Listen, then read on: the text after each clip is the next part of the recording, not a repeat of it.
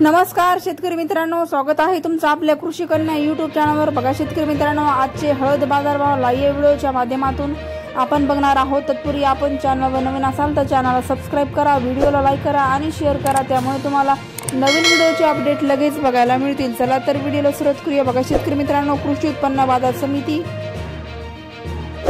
Malegaon Washim आवखली 4 quintal जास्तीत दर 12,000 रुपये। पुढील बाजार समिती मुंबई आवखली 25 क्विंटल जास्तीत दर 25,000 रुपये जात आहे लोकल हळद। तसेच पुढील बाजार समिती नांदेड आवखली 1173 क्विंटल जास्तीत दर 13,000 रुपये।